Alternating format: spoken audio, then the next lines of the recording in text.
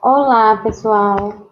Meu nome é Natália Camarão. Eu sou bolsista pesquisadora do LAIS e hoje eu estou de volta para falar com vocês um pouquinho sobre as técnicas anestésicas na odontologia. Hoje eu vou abordar com vocês as técnicas que nós precisamos saber para a mandíbula, tá certo? Quem não viu a web sobre as técnicas na maxila e tiver dúvidas, basta voltar a duas webs de odontologia, certo? Então vamos lá. Hoje eu vou falar com vocês sobre o bloqueio do nervo alveolar inferior, o bloqueio do nervo mandibular, a técnica de Gold-Gates e o bloqueio mandibular de boca fechada de Vazirani-Aknos. Bom, a provisão de um controle efetivo da dor é um dos aspectos mais importantes do cuidado dentário. De fato, os pacientes, eles avaliam um dentista que não vai causar dor e um dentista que possa dar injeções sem dor, né? Das anestesias sem dor, como satisfazendo o segundo e o primeiro dentre os critérios mais importantes utilizados na avaliação de dentistas. Infelizmente, a capacidade de se obter uma anestesia consistentemente profunda em procedimentos dentários se mostrou extremamente elusiva, imprecisa. Isso constitui um problema ainda maior quando estão envolvidos dentes infectados, principalmente molares mandibulares. Por outro lado, a anestesia dos dentes maxilares raramente é um problema insuperável, embora seja ocasionalmente difícil de ser obtida. As razões para isso incluem o fato de que a lâmina óssea cortical sobrejacente aos dentes maxilares é normalmente bastante fina, permitindo assim que o medicamento anestésico local se difunda quando administrado por injeção, ou seja, por uma infiltração supraperiosteal. Com relação à mandíbula, reconhece geralmente que a infiltração mandibular ela é bem sucedida em casos em que o paciente ele tem uma dentição primária completa. Após o desenvolvimento de uma dentição mista, há uma regra geral de ensino de que a lâmina óssea cortical mandibular ela se espessou num grau em que a infiltração ela pode não mais ser eficaz, ocasionando a recomendação de técnicas de bloqueio mandibular, que agora vão passar a ser empregadas. Essa dificuldade na obtenção da anestesia mandibular levou, ao longo do tempo, ao desenvolvimento de técnicas alternativas ao bloqueio do nervo alveolar inferior tradicional, que é a abordagem de Halsted.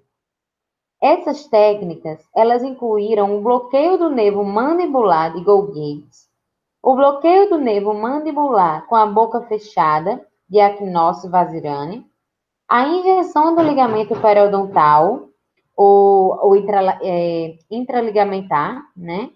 A anestesia intraóssea e, mais recentemente, anestésicos locais tamponados. Embora todas elas tenham algumas vantagens em relação à abordagem tradicional de Halsted, nenhuma delas é desprovida de falhas e contraindicações. Por esse motivo, eu escolhi falar com vocês hoje sobre as técnicas mais utilizadas e o bloqueio do nervo mandibular com a boca fechada, o qual foi incluído nessa discussão principalmente porque possibilita ao cirurgião dentista obter uma anestesia clinicamente adequada numa situação que é extremamente difícil, que é aquela em que o paciente lhe apresenta uma abertura mandibular limitada em consequência de uma infecção, de um traumatismo ou de um trismo pós-injeção, pós-anestesia. Vou falar agora sobre o bloqueio do nervo alveolar inferior, o BNAI, que é designado comumente, porém de maneira incorreta, como um bloqueio nervoso mandibular. Ele é a segunda técnica de injeção mais frequentemente usada depois da infiltração e provavelmente é a mais importante na odontologia. Infelizmente, ela também se mostra a mais frustrante, com a porcentagem mais elevada de insucessos clínicos, mesmo quando administrada de maneira correta. Esta é uma ótima técnica, particularmente útil. Ela é particularmente útil para a odontologia de quadrantes e um bloqueio suplementar do nervo bucal. É necessário somente em casos em que é exigida a anestesia dos tecidos moles na região bucal posterior. Em raras ocasiões, pode ser necessária uma injeção, ou seja, uma infiltração supraperiosteal na região dos incisivos inferiores para corrigir a anestesia parcial causada pela superposição das fibras sensoriais do lado contralateral. Além disso, uma anestesia no ligamento periodontal pode ser necessária em casos em que partes isoladas dos dentes mandibulares, geralmente a raiz mesial de um primeiro molar mandibular, permanecem sensíveis depois de um bloqueio do nervo alveolar inferior bem-sucedido sob todos os demais aspectos. A administração do bloqueio do nervo alveolar inferior bilateral raramente é indicada em outros tratamentos dentários que não em cirurgias mandibulares bilaterais. Eles produzem um desconforto considerável, principalmente pela anestesia dos tecidos moles linguais, que geralmente persiste por várias horas após a injeção. A duração, ela vai depender do local, do anestésico local específico utilizado, tá certo? O paciente, ele se sente incapaz de deglutir e, devido à ausência de todas as sensações, tende mais a lesar ele próprio os tecidos moles anestesiados. Por este motivo, quando possível, é preferível tratar todo o lado direito ou esquerdo da cavidade oral, maxilar e mandibular de um paciente numa consulta, em vez de administrar um bloqueio bilateral. A título de curiosidade, os pacientes eles conseguem suportar melhor o desconforto pós-tratamento associado à anestesia maxilar bilateral do que a anestesia mandibular bilateral. Falando agora sobre características da técnica, os nervos anestesiados são o alveolar inferior, um ramo da divisão posterior da divisão mandibular do nervo trigêmeo, que é chamado de V3, tá bom? A gente vai ver isso em outros momentos, no decorrer da web. Também o incisivo, o mentual e o lingual. Comumente o lingual, tá bom? Áreas anestesiadas.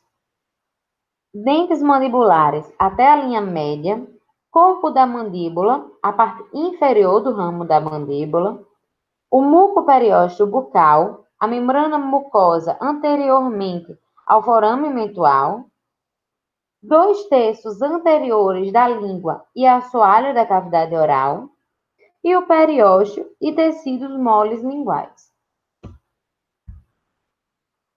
Indicações: procedimentos em múltiplos dentes mandibulares num quadrante, casos em que é necessária a anestesia dos tecidos moles bucais,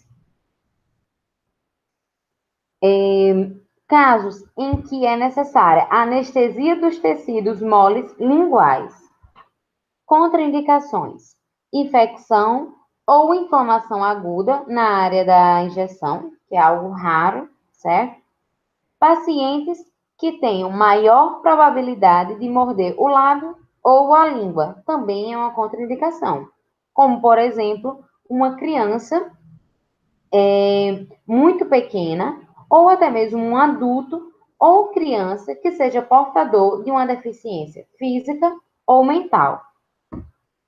Dentre as vantagens para essa técnica está o fato de ser uma injeção que proporciona uma ampla área de anestesia, que é útil para a odontologia de quadrantes. Entre as desvantagens, temos a ampla área de anestesia, não indicada para procedimentos localizados, certo? Está a frequência de anestesia inadequada, de 31 a 81% dos casos, marcos intraorais não consistentemente confiáveis, a aspiração positiva, que ocorre de 10 a 15%, a mais alta de todas as técnicas de injeção intraoral, certo? A anestesia da língua e do lábio inferior é desagradável para muitos pacientes e possivelmente perigosa devido ao risco a trauma auto-infligido dos tecidos moles, certo? Em alguns pacientes. E, além disso, dentre as desvantagens, também temos o fato de ocorrer anestesia facial possível em casos em que estão presentes um nervo alveolar inferior bífido e canais mandibulares bífidos. A inervação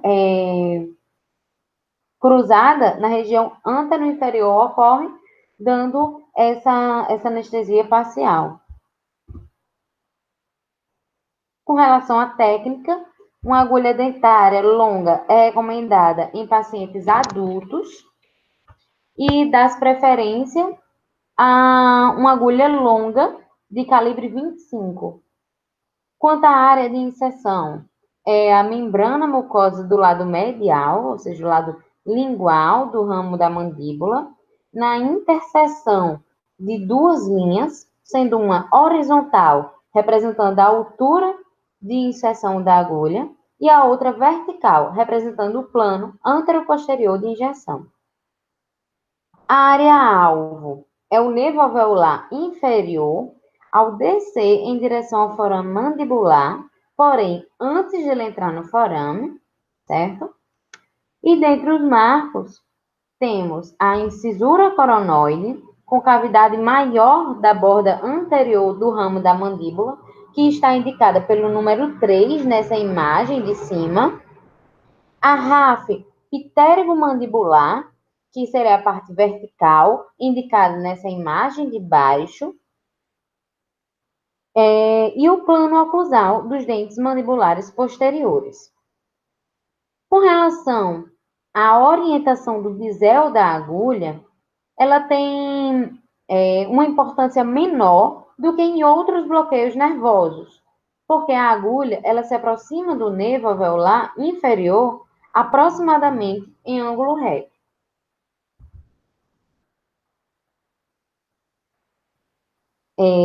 Para o procedimento, vamos primeiro assumir a posição correta, certo? Para um bloqueio do nervo alveolar inferior direito, um administrador destro, ele deve se sentar na posição de 8 horas de frente para o paciente. Já para o esquerdo, um administrador também destro, deve se sentar na posição de 10 horas, voltado para a mesma direção do paciente.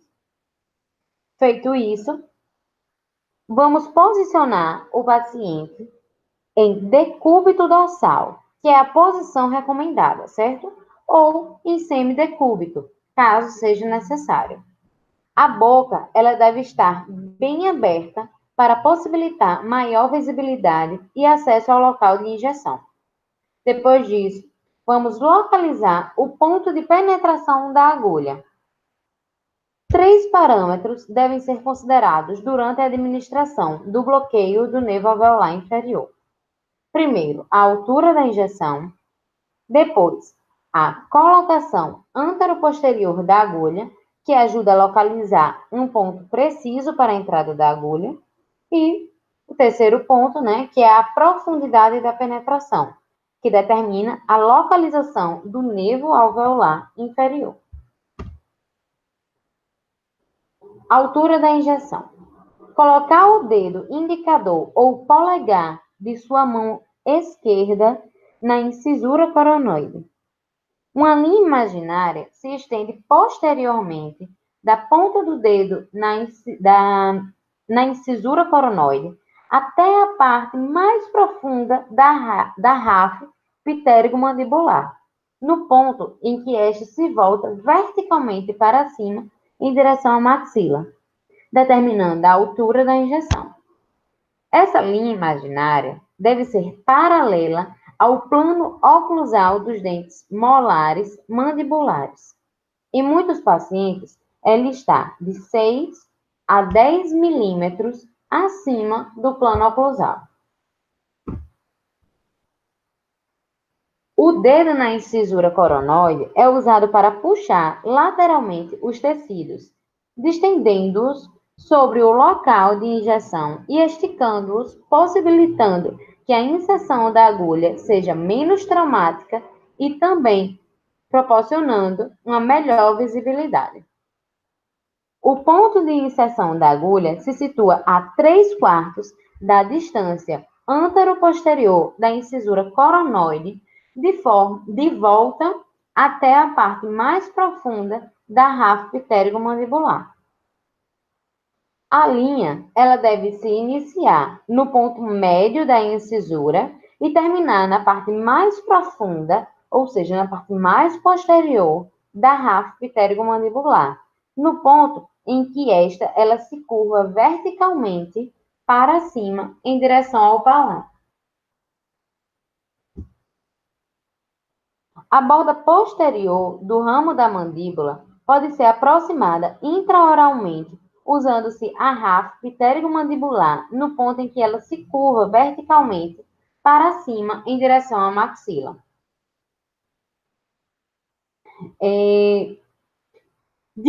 Depois disso, né, dessas características relatadas, nós vamos agora preparar o tecido no local da injeção. Para isso, vamos secar com gás estéril, aplicar um antisséptico tópico, que é algo opcional, e aplicar o anestésico tópico por 1 a 2 minutos. Vamos colocar o corpo da seringa no canto da boca do lado contralateral, como está mostrando na imagem, tá certo? Local anteroposterior da injeção. A penetração da agulha se dá na interseção de 2 pontos. O ponto 1, ele se situa ao longo de uma linha horizontal da incisura coronoide até a parte mais profunda da ráfide pitérigo-mandibular, no ponto em que ela ascende verticalmente em direção ao palato. O ponto 2 está numa linha vertical através do ponto 1, a cerca de 3/4 da distância da borda anterior do ramo da mandíbula. Isso determina o local anteroposterior da injeção. Profundidade de penetração. No terceiro parâmetro do bloqueio do nervo alveolar inferior, deve haver o contato com o osso.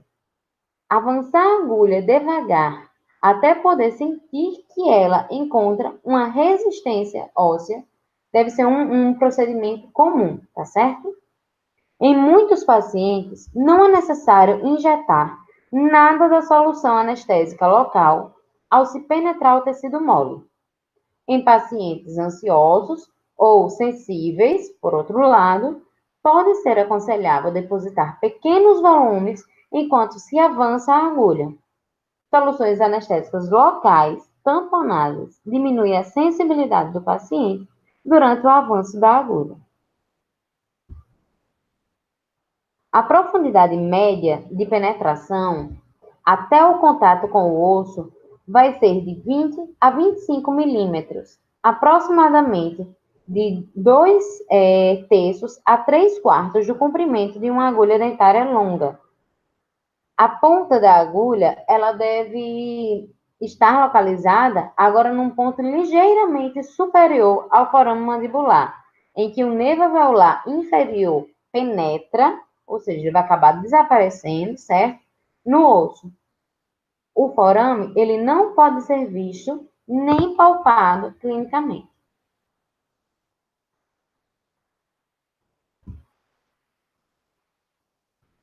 Caso se faça com o osso cedo demais, quando tiver na distância de aproximadamente metade do comprimento de uma agulha dentária longa, a ponta da agulha está geralmente localizada demasiado anteriormente, ou seja, está lateralmente no ramo da mandíbula. Para corrigir, devemos retrair a agulha ligeiramente, mas não retirá-la do tecido. Trazer o corpo da seringa mais para a frente da boca, sobre o canino ou incisivo lateral do lado contralateral e redirecionar a agulha até que seja obtida uma profundidade de inserção mais apropriada. A ponta da agulha está localizada agora mais posteriormente no sulco mandibular.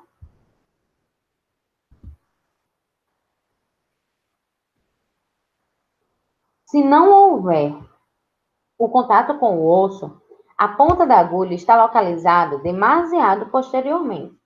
Está, então, medialmente. Para corrigir, devemos retirá-la ligeiramente, deixando aproximadamente 1/4 de seu comprimento no tecido, e reposicionar o corpo da seringa mais posteriormente, sobre os molares mandibulares. Feito isso, vamos continuar a inserção da agulha até fazer contato com o osso a uma profundidade apropriada, que é de 20 a 25 milímetros. Dando continuidade ao procedimento, vamos introduzir a agulha. Ao fazer o contato com o osso, retrair aproximadamente 1 milímetro para evitar a injeção subperiosteal, tá certo? Depois disso, vamos aspirar em 2 planos.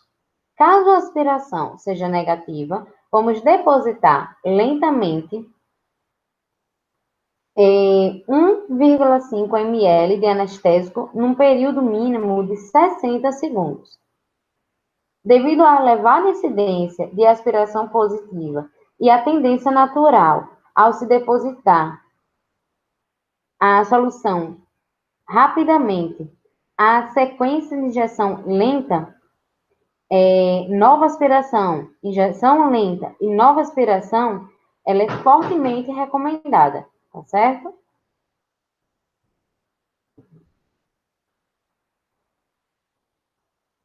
Depois disso, vamos retirar lentamente a seringa e aspirar novamente, quando aproximadamente metade de seu comprimento permanecer nos tecidos. E caso a aspiração seja negativa, vamos depositar parte da solução restante de 0,2 ml para anestesiar o nervo lingual. Em muitos pacientes, essa injeção deliberada para a anestesia do nervo lingual, ela não é necessária, porque o anestésico local do bloqueio anestesia o nervo lingual, tá certo? Depois, vamos retirar a seringa lentamente e tornar a agulha segura. E depois, vamos aguardar aproximadamente 20 segundos e fazer com que o paciente retorne à sua posição ereta ou semi-ereta e aguardar de 3 a 5 minutos antes de testar. Quanto à anestesia pulpar. Sinais e sintomas. Subjetivos. Formigamento ou dormência no lábio inferior, indica a anestesia do nervo mental, um ramo terminal do nervo alveolar inferior. Esta é uma boa indicação de que o nervo alveolar inferior está anestesiado, embora não seja um indicador confiável da profundidade da anestesia. Também subjetivos. Formigamento ou dormência da língua indica a anestesia do nervo lingual, um ramo da divisão posterior do nervo mandibular.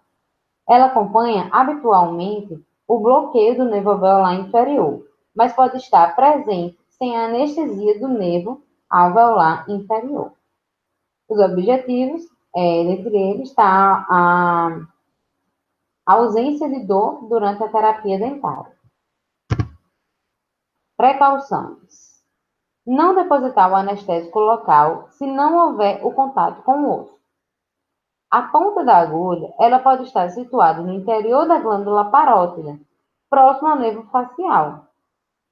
E um bloqueio transitório, uma paralisia do nervo facial, pode ocorrer se a solução anestésica local ela for depositada. Evitar a dor não fazendo o contato com o osso com muita força, né? É uma precaução para não lesionar, não causar dor, né? Que é o que a gente está tentando evitar. Falhas na anestesia. As causas mais comuns de um bloqueio do nervo alveolar inferior ausente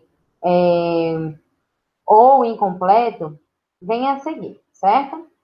Que é depósito de anestésico baixo demais, abaixo do forame mandibular. Para corrigir isso, devemos efetuar uma nova injeção num ponto mais alto, aproximadamente 5 a 10 milímetros acima do local anterior. Depósito do anestésico demasiado anteriormente, ou seja, lateralmente no ramo da mandíbula. Isso é diagnosticado pela ausência de anestesia, exceto no local de injeção e pela profundidade mínima de penetração da agulha antes do contato com o osso. Para corrigir, devemos redirecionar a ponta da agulha para a posterior. Complicações. Temos, entre as complicações, o hematoma, que é raro, certo? Há uma tumefação dos tecidos do lado medial do ramo mandibular após o depósito do anestésico. E para o tratamento, temos a aplicação de pressão e frio à área por um período mínimo de 3 a 5 minutos. Trismo. Caracteriza-se pelo músculo dolorido ou com movimento limitado. Um grau leve de desconforto ao se abrir a mandíbula é extremamente comum após o bloqueio. Depois da anestesia, ela ter se dissipado.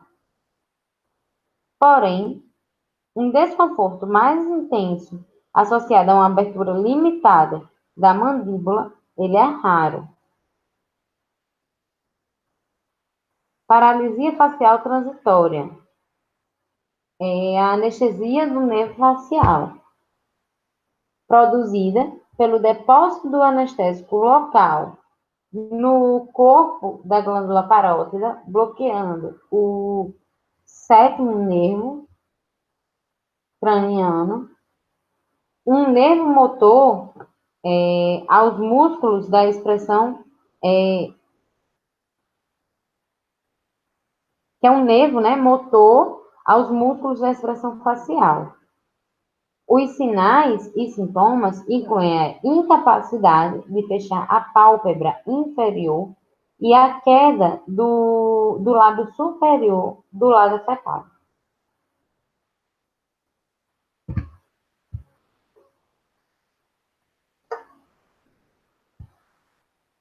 A técnica de Gold-Gates é um verdadeiro bloqueio nervoso mandibular, por proporcionar anestesia sensorial em praticamente toda a distribuição do nervo mandibular. O nervo alveolar inferior, o lingual, o milo-iódio, o mentual, o incisivo, o aurículo temporal e o bucal são todos bloqueados pela injeção de Golgi. As vantagens significativas da técnica de Golgi sobre o bloqueio do nervo alveolar inferior incluem sua maior frequência de êxito, sua incidência mais baixa de aspiração positiva, aproximadamente 2 até 15%, 2 a 10%, né? Contra 15% do bloqueio do nervo alveolar inferior. E também a ausência de problemas de inervação sensorial acessória aos dentes mandibulares. A única desvantagem aparente é de importância relativamente menor. Um administrador experiente no uso do bloqueio do nervo alveolar inferior, ele pode se sentir desconfortável ao aprender o bloqueio nervoso mandibular de Golgi. De fato, a incidência de anestesia mal sucedida com o uso da técnica, né, do bloqueio do nervo mandibular de Golgi pode ser tão alta quanto quando usa-se o bloqueio do nervo alveolar inferior, se não for mais alta, até que o administrador ele adquira experiência clínica nessa técnica. Após essa curva de aprendizado, são comuns frequências de sucesso acima de 95%. Com relação às áreas anestesiadas, temos os dentes mandibulares até a linha média, o muco periósteo e membranas mucosas bucais do lado da injeção, 2/3 anteriores da língua e assoalho da cavidade oral, tecidos moles e periósteo da língua, corpo da mandíbula, parte inferior do ramo da mandíbula, e a pele sobre o zigoma, parte posterior da bochecha e regiões temporais.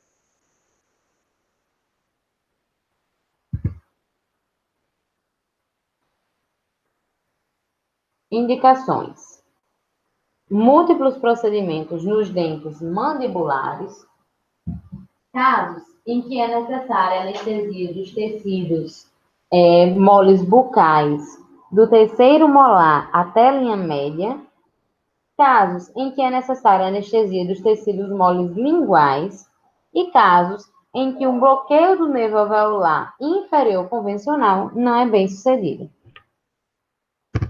Contraindicações: infecção ou inflamação na área da injeção, que é algo raro de acontecer, tá bom? Pacientes que possam morder o lábio ou a língua, como crianças pequenas e adultos portadores de deficiência física ou mental, e pacientes que não consigam abrir bem a boca, como, por exemplo, os que estão com trismo.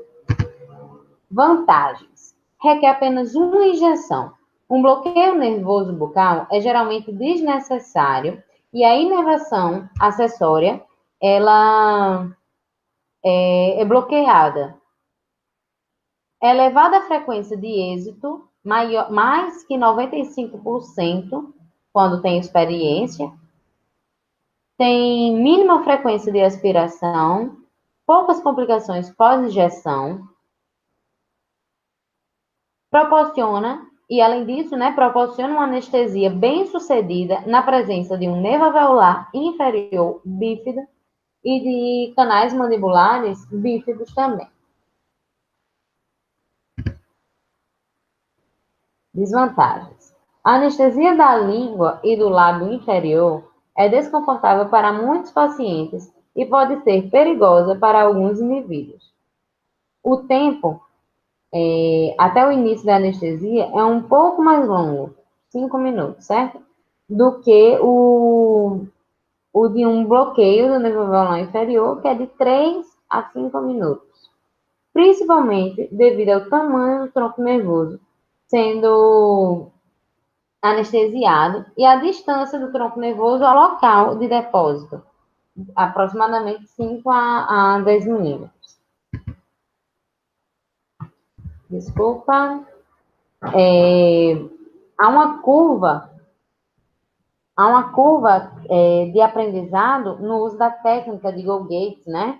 A experiência clínica, ela é necessária para se aprender efetivamente a técnica e tirar proveito integral de sua maior frequência de sucesso. Essa curva de aprendizado, ela pode se mostrar frustrante para algumas pessoas, certo? Por isso é tido como algo, uma desvantagem. Técnica. Para a técnica, é recomendada uma agulha longa de calibre 25 ou 27. A área de inserção é a membrana mucosa na parte mesial do ramo da mandíbula, numa linha da incisura intertrágica até o canto da boca, imediatamente distal ao segundo molar maxilar. A área alvo é aspecto lateral do colo condilar, logo abaixo da inserção do músculo pterigóide lateral.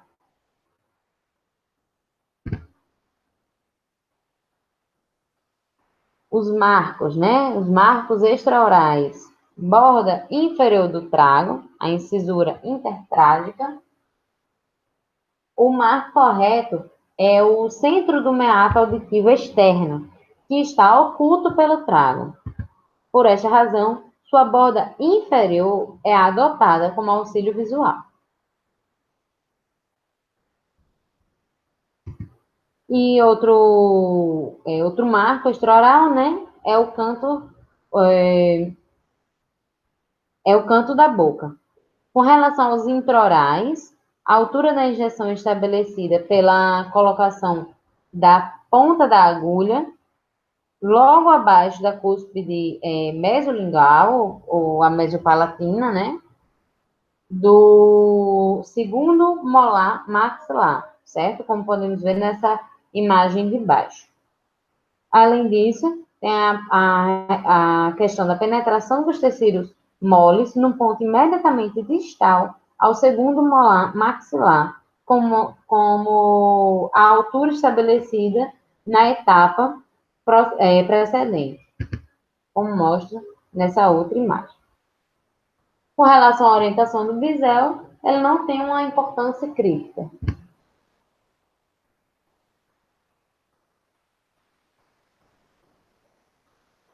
Procedimento. Vamos assumir a posição correta, né, que são as mesmas posições usadas para o bloqueio do nervo alveolar inferior. Vamos posicionar o paciente. É recomendado também o decúbito dorsal, embora a posição do semidecúbito também possa ser usada.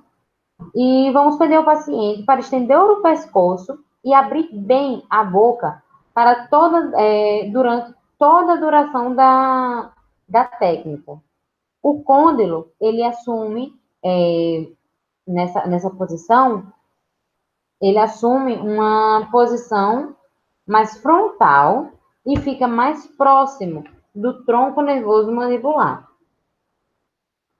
Para localizar os marcos extraorais, temos a incisura intertrágica e o canto da boca.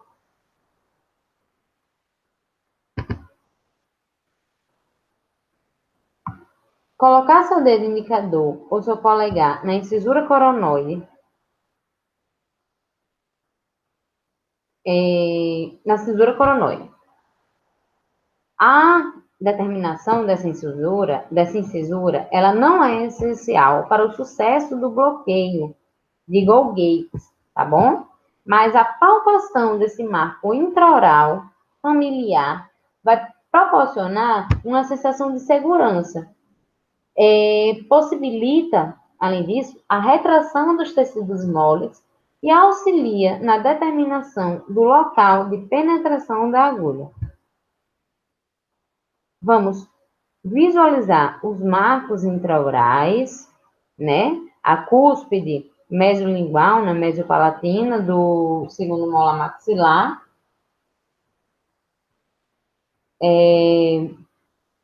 E o local de penetração da agulha, ele é imediatamente distal ao segundo molar maxilar, na parte alta da ponta da cúspide mesolingual.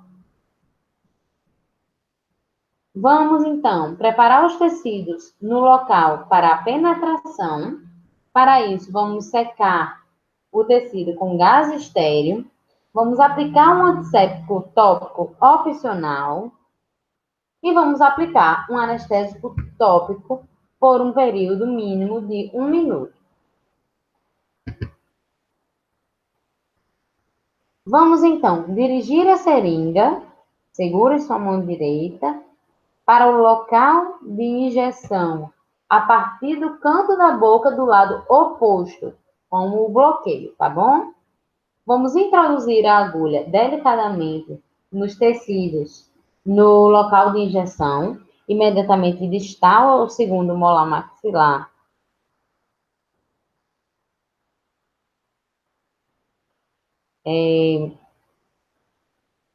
Na parte alta, certo? De sua cúspide mesolingual, a mesopalatina. E vamos alinhar a agulha com o plano que se estende do canto da boca do lado oposto à incisura intertrágica do lado da injeção. Ela deve estar paralela ao ângulo entre o ouvido e a face. Dá para observar, né, nessa imagem?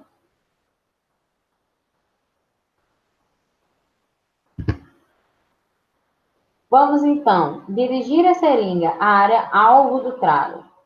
O corpo da seringa, ela se situa no canto da boca, sobre os pré-molares, mas sua posição, ela pode variar dos molares aos incisivos, dependendo da divergência do ramo mandibular, conforme avaliado pelo ângulo do ouvido à lateral da face.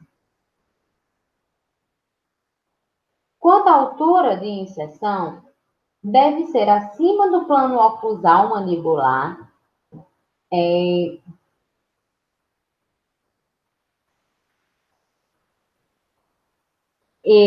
deve ter de 10 a 25 milímetros, certo? Dependendo do tamanho do paciente. E essa é uma altura, né, consideravelmente maior do que aquela do bloqueio do nervo alveolar inferior. Na presença de um terceiro molar maxilar, uma oclusão normal, o local de penetração da agulha é imediatamente distal a esse dente.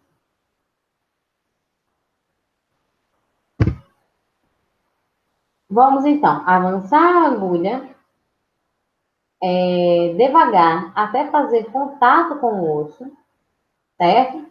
O osso com que se faz contato é o colo do côndilo. A profundidade média de penetração do tecido mole até o osso é de 25 milímetros, embora seja observada alguma variação.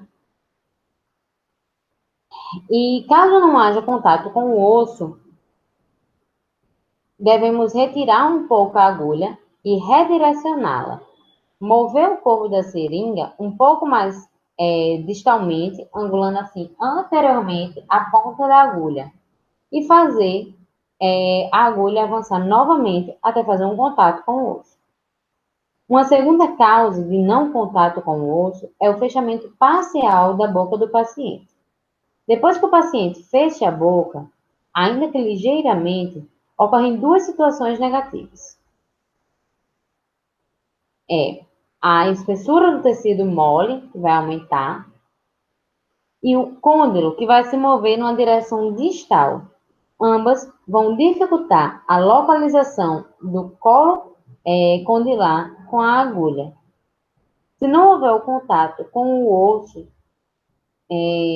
não devemos depositar nenhum anestésico local, tá certo?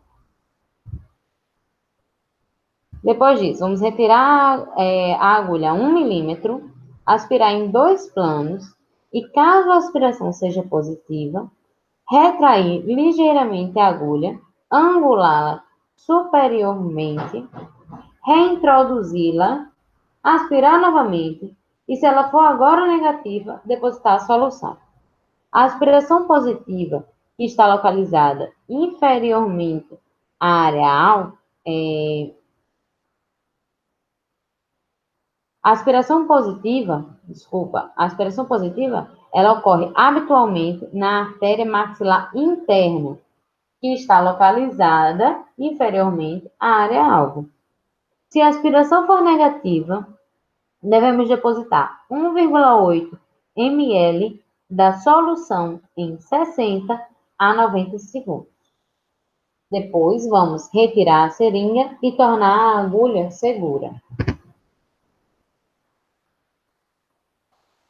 Feito isso, é recomendado solicitar que o paciente mantenha a boca aberta por 1 a 2 minutos após a injeção para permitir a difusão da solução anestésica. O uso de um bloqueador de mordida, né, certo, de borracha, pode ajudar o paciente a manter a boca aberta. Após o término, devemos colocar o paciente em posição ereta ou semi-ereta e aguardar pelo menos de 3 a 5 minutos antes de iniciar um procedimento dentário. O início da anestesia ao bloqueio do nervo mandibular com a técnica de Colgate, né, pode ser um pouco mais lento, requerendo 5 minutos ou mais, pelas seguintes razões, que são maior diâmetro do tronco nervoso no local da injeção e a distância de 5 a 10 milímetros do local de depósito do anestésico ao tronco nervoso.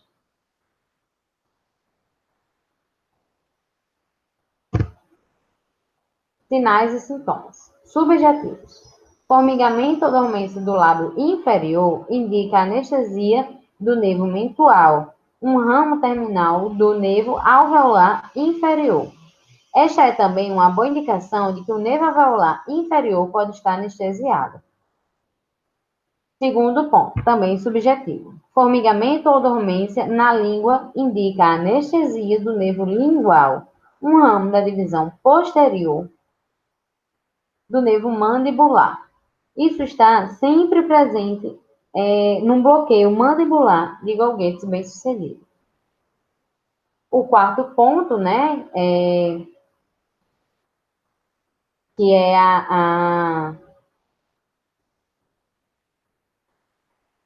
o que é um ponto objetivo, o terceiro ponto, que é o objetivo, é o fato de não ser sentido nenhuma dor durante a terapia dentária, né? Tem ausência de dor. Quanto às precauções, não devemos depositar o anestésico local, caso não haja contato com o osso, certo? A ponta da agulha, ela se encontra geralmente distal e medialmente ao local desejado. Então, devemos retirá-la ligeiramente, redirecionar a agulha lateralmente, reintroduzir a agulha, fazer contato com o osso delicadamente, retirar a agulha 1 milímetro e aspirar em 2 planos. Injetar se a aspiração for negativa. Com relação às falhas da anestesia, são raros no bloqueio mandibular de Colgate. Depois que o administrador ele se familiariza com a técnica. Entretanto, podem ser causadas por pouco volume, certo? O maior diâmetro do nervo mandibular pode tornar necessário um maior volume da solução anestésica. Devemos depositar até 1,2 ml numa segunda injeção, se a profundidade da anestesia não for adequada após 1,8. E temos as dificuldades anatômicas também. Não devemos depositar o anestésico, a não ser que haja contato com o osso.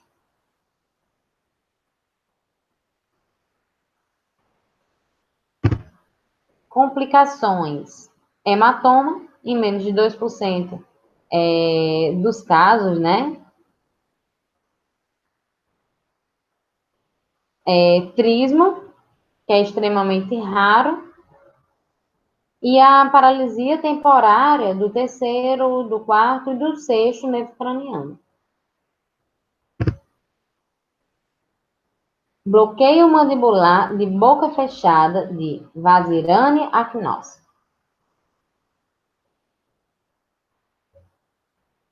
Embora essa técnica ela possa ser usada sempre que seja desejada anestesia mandibular, sua principal indicação continua a ser naquelas situações em que a abertura mandibular limitada impede o uso de outras técnicas de injeção mandibular, como quando o paciente está com trismo. Se for necessário, continuar o cuidado dentário em pacientes com trismo significativo, as opções de provisão de anestesia mandibular são extremamente limitadas.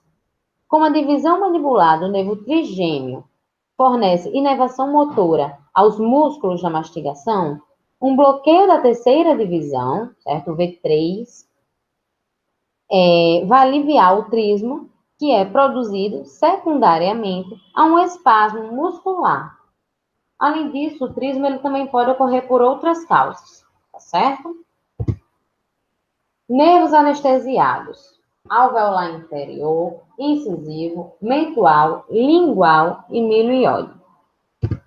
Áreas anestesiadas: dentes mandibulares até a linha média, corpo da mandíbula e parte inferior do ramo mandibular, muco periósteo e membrana mucosa bucais anteriores ao forame mentual, 2/3 anteriores da língua e assoalho da cavidade oral, e tecidos moles e periósteo lingual. Indicações: abertura mandibular limitada, múltiplos procedimentos em dentes mandibulares, incapacidade de se visualizar marcos para o bloqueio do nervo alveolar inferior, como, por exemplo, devido a uma língua muito grande, né, uma macroglossia. Contraindicação: infecção ou inflamação aguda na área da injeção, isso é raro, tá bom? Pacientes que possam morder o lábio ou a língua, como crianças pequenas e adultos portadores de deficiência física ou mental, como vocês podem observar, isso está sendo enfatizado em todas as técnicas, tá bom? Incapacidade de visualizar ou de ter acesso ao aspecto lingual do ramo mandibular. Vantagem: relativamente a traumático, os pacientes eles não precisam ser capazes de abrir a boca, tem menos complicações pós-operatórias, como, por exemplo, o trismo, tem uma frequência de expiração menor que no bloqueio do nervo alveolar inferior, ocorre em menos de 10% dos casos, proporciona uma anestesia eficaz na presença de um nervo alveolar inferior bífido e de canais mandibulares bífidos. Desvantagens: difícil visualizar a trajetória da agulha e a profundidade de inserção, nenhum contato ósseo,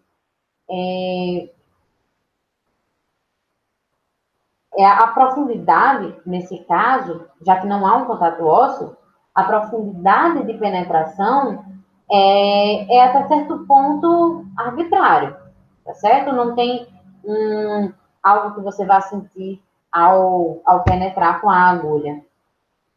E, além disso, potencialmente traumático se a agulha estiver muito próxima do periósteo.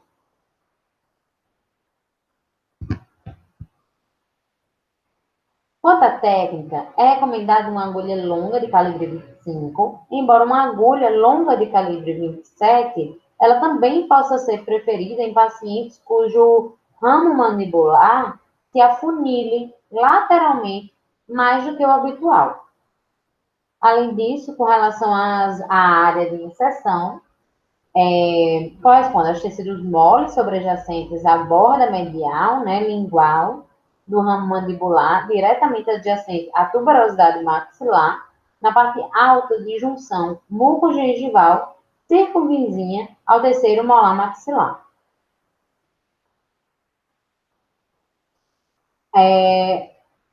Área-alvo, tecidos moles na borda medial,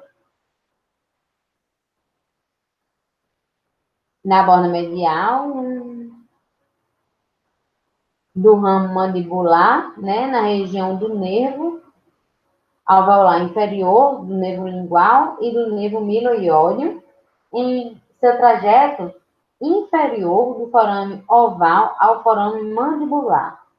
A altura da injeção com o uso da técnica de Vazirani é abaixo daquela do bloqueio do nervo mandibular de Golgi, porém, acima daquela do bloqueio do nervo alveolar inferior. Tá certo? Quanto aos marcos, temos a junção mucogengival do terceiro ou do segundo molar maxilar, a tuberosidade maxilar e a incisura coronoide do ramo da mandíbula. A orientação do bisel é muito importante, certo? Nesse caso, e deve estar orientado em direção oposta ao osso do ramo da mandíbula. Como, por exemplo, se a gente virar para a linha média, tá certo? Tem que estar virado para a linha média, tem que estar oposto. Procedimento. Primeiro, vamos assumir a posição correta, né? Para um bloqueio Vazirani Acnose direito ou esquerdo, um administrador destro deve se sentar na posição de 8 horas de frente para o paciente. Devemos posicionar o paciente em decúbito, preferencialmente, ou em semidecúbito, e devemos colocar seu dedo indicador ou polegar esquerdo sobre a incisura coronoide, refletindo lateralmente os tecidos do aspecto medial do ramo da mandíbula. Vamos refletir os tecidos moles, porque isso irá auxiliar na visualização do local de injeção e irá diminuir também o trauma durante a inserção da agulha.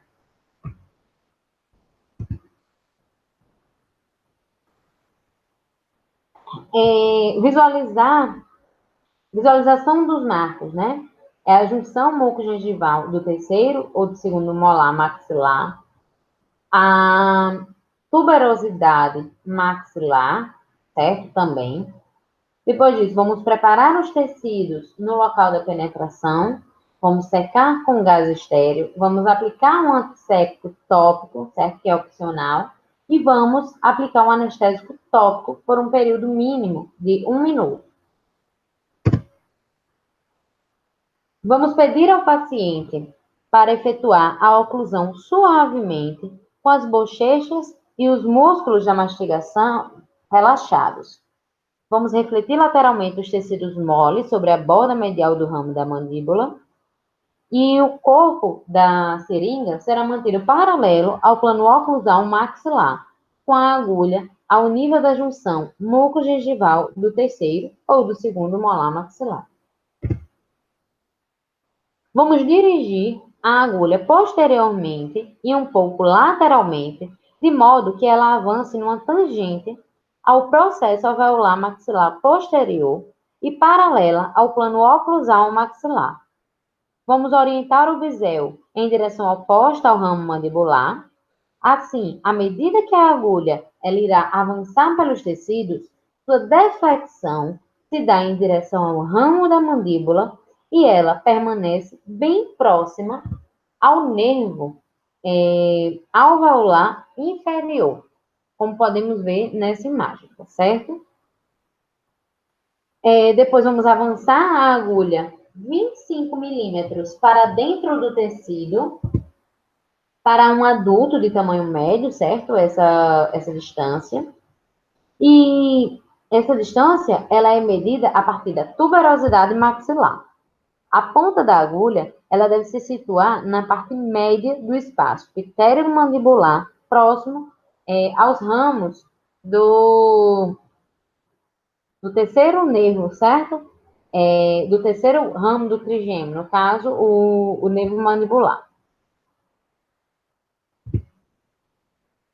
Vamos aspirar em 2 planos e, caso a aspiração seja negativa, vamos depositar 1,5 a 1,8 ml da solução anestésica em aproximadamente 30 segundos. Vamos retirar a seringa lentamente e tornar a agulha segura imediatamente, tá bom? Após a injeção, vamos fazer o paciente retornar a uma posição ereta ou semi-ereta. A paralisia dos nervos motores ocorre tão ou mais rapidamente que a anestesia sensorial. O paciente com trismo, ele começa a perceber maior capacidade de abrir a mandíbula logo após o depósito do anestésico. A anestesia do lábio e da língua, ela é notada como se iniciando em aproximadamente 1 a 1,5 minutos. Mas o procedimento dentário, ele geralmente pode ser iniciado somente dentro de 5 minutos. Caso a paralisia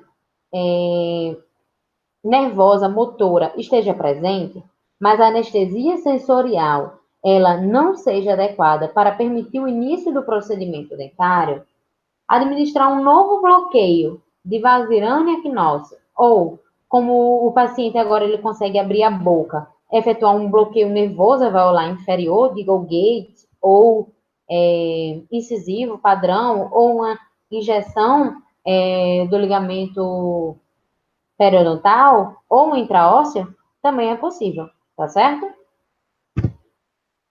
Sinais e sintomas. Subjetivos, temos o formigamento ou a dormência do lábio inferior, que vai indicar a anestesia do nervo mentual, um ramo terminal do nervo alveolar inferior, que é um bom sinal de que o nervo alveolar inferior foi anestesiado. Também temos como subjetivo o formigamento ou dormência da língua, que vai indicar a anestesia do nervo lingual, um ramo da divisão posterior do nervo mandibular. E temos o objetivo, né? Que é o fato de não sentir dor durante a terapia. Com relação às precauções, não devemos introduzir excessivamente a agulha, não devemos colocar mais do que 25 milímetros, certo? Devemos diminuir a profundidade de penetração em pacientes menores e devemos ter sempre em mente que a profundidade de inserção ela vai variar de acordo com o tamanho antero-posterior do ramo da mandíbula do paciente. Com relação às falhas da anestesia, temos o ponto de inserção da agulha muito abaixo, né, muito baixo, e para corrigir isso, devemos introduzir a agulha ao nível da junção mucogengival, do último molar maxilar, ou um pouco acima disso. A agulha ela também deve permanecer paralela ao plano oclusal ao avançar pelos tecidos moles. E temos a inserção insuficiente ou excessiva da agulha. Como não há contato com o osso na técnica de Vazirani, a profundidade de penetração do tecido mole é até certo ponto arbitrária, como a gente viu. Então, a recomendação de uma profundidade de penetração de 25 milímetros em adultos de tamanho médio, medindo-se a partir da tuberosidade maxilar. Em pacientes menores ou maiores, deve alterar essa profundidade de penetração. Com relação às complicações, temos a presença de hematoma em menos de 10% dos casos, o trismo, que também é algo raro, e a paralisia transitória do nervo facial. Essa paralisia ela é causada pela inserção excessiva e a injeção da solução anestésica local no corpo da glândula parótida. Ela pode ser evitada modificando-se a profundidade de penetração da agulha com base no comprimento do ramo da mandíbula. A profundidade de penetração de 25 milímetros é a média para um adulto de tamanho normal, tá certo? Não devemos esquecer. Bom, concluímos então, né, a nossa web e devemos ter em mente que em circunstâncias ideais, o indivíduo que vai administrar o anestésico local, ele deve se familiarizar com cada uma das técnicas vistas nessa web e com as demais que não conseguimos ver aqui detalhadamente, mas que também são muito importantes. Pois quanto maior for o número de técnicas de que se dispuser para a obtenção da anestesia mandibular, menor vai ser a probabilidade de que um paciente deixe um consultório em consequência do controle ineficaz da dor. Uma consideração mais realista, porém, é que o administrador ele deve desenvolver proficiência em pelo menos um desses procedimentos e deve ter um conhecimento operacional dos outros para poder utilizá-los com uma boa expectativa de sucesso caso venha a ocorrer a situação apropriada. Nesse sentido, é de extrema relevância que o cirurgião dentista ele aprenda a técnica, tome ciência das precauções, saiba das vantagens, das desvantagens, dos sinais e sintomas e possíveis complicações de cada técnica anestésica, para que assim possa selecionar a que irá utilizar no seu paciente de maneira eficaz, evitando que este sinta dor durante o procedimento a ser realizado. Essas são as referências, certo? Das fontes utilizadas para a elaboração dessa web. Agradeço a todos que me acompanharam até aqui. Encontro vocês na nossa próxima web.